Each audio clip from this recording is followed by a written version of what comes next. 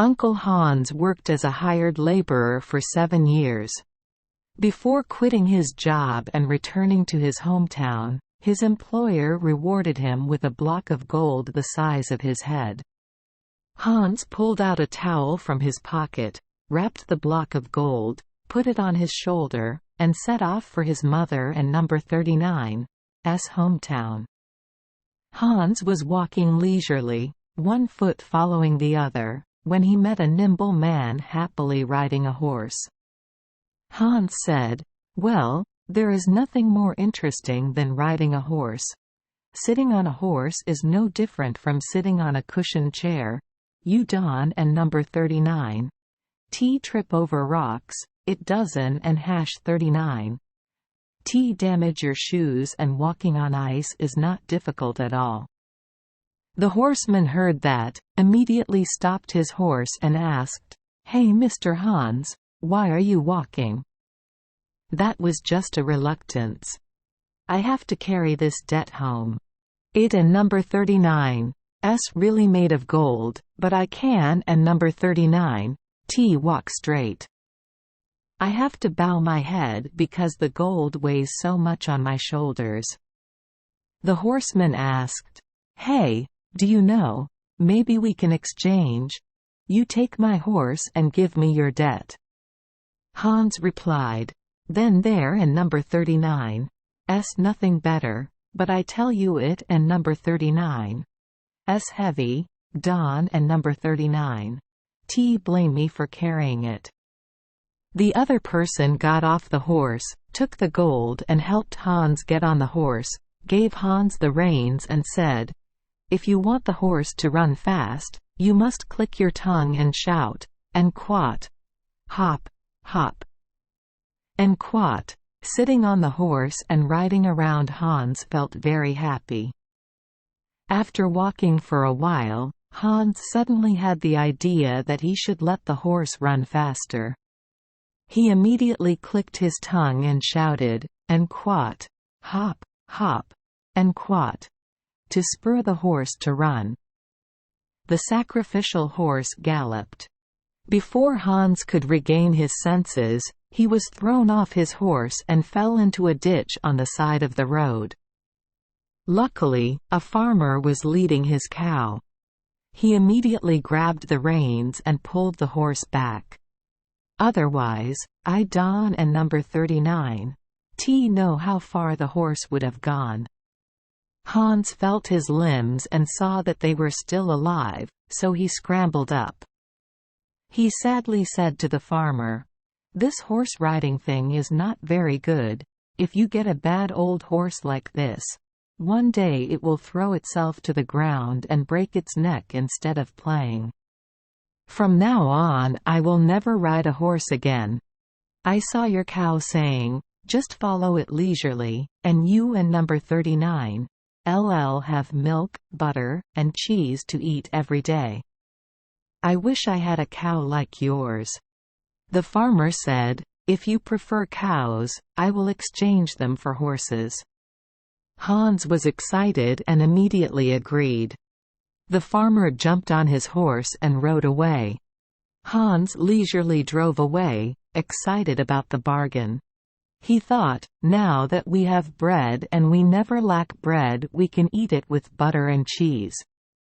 Whenever you and number 39 thirsty, just milk the cow and you and number 39 LL have something to drink. Ask yourself what else you need." Hans stopped at a roadside restaurant. In his excitement, he took out an entire bowl of both lunch and dinner cakes, and a few hellers. He poured out the rest to buy half a glass of beer. After eating, he went on his way again. He beat the cow and went straight to his mother and number 39's hometown. As noon approached, the weather became hotter and hotter, and Hans was walking on the steppe. He would have to walk for about another hour to cross the steppe. At this moment, Hans felt hot, so hot that his tongue became dry. He thought to himself, "Now it can do the job. Just squeeze and have milk to quench your thirst." He tied the cow to the trunk of a dead tree. There was no bucket. He used a leather hat to catch it, but he struggled forever without getting any milk. He floundered like a craftsman who lost his needle, making the cow restless and angry, kicking him in the head. He staggered and fell unconscious for a long time. When passing through the last village to return to my mother and number 39's hometown, Hans saw a knife sharpener spinning the grinding stone, singing as he turned, "I sharpen the scissors, the stone whirs. I let my shirt fly with the wind." Hans stopped to watch the scissors sharpen. Hans greeted and asked, "Spinning the grindstone and singing happily like this must be a happy life, right?" The knife sharpener replied, "Nothing else. The job I do makes money." A good knife sharpener always has a lot of money in his pocket, and in every pocket he touches, he sees money. "Hey, but where did you buy such a beautiful goose?" "I didn't and hash 39 T buy this goose. I changed it to a pig." "So where does the pig come from?" "Pigs come from exchanging cows." "And where did this cow come from?" "I got this cow because I exchanged a horse." "So where did the horse come from?" "I exchanged a block of gold as big as my head for the horse." "So where does the gold come from?" "Well, that gold is my salary for 7 years of work." Even so, you and number 39 re quite resourceful. But having money in your pocket always jingling around is money, which is happiness. Hans asked, "So what do I have to do to be like that?" "To do that, you have to become a knife sharpener like me. The tools are really nothing more than a grinding stone, and other small things are easy to find. I have a sharpening stone here, it and number 39's a little chipped. But that and number 39's enough. Just give me the goose, I don and number 39's ask for anything else.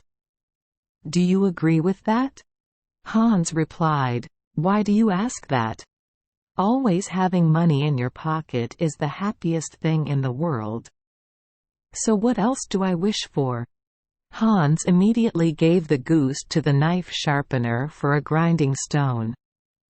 The knife sharpener picked up a rather heavy stone nearby. It was just a stone that usually lies on the side of the road, gave it to Hans and said, "Here, I and number 39 I'll give you this stone too.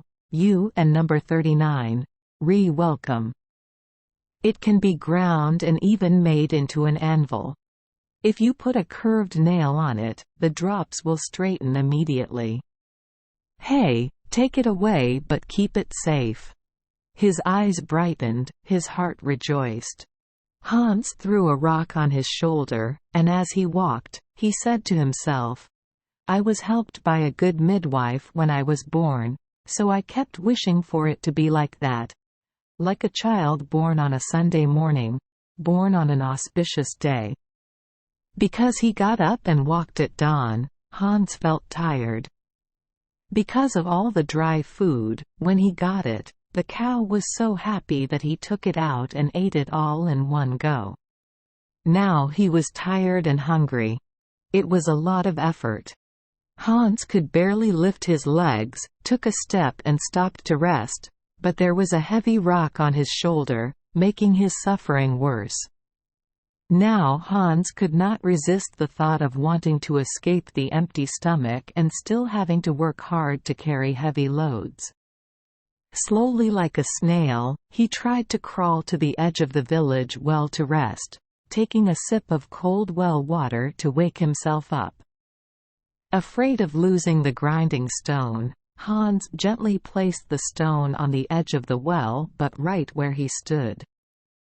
Then Hans slowly sat down to drink water. Unexpectedly, he accidentally hit the rock with his hand, and both rocks fell right to the bottom of the well. Looking at the rocks falling into the well, Hans was so happy that he jumped up and sat down, thanking God for mercy and helping him escape those uncomfortable and heavy obstacles.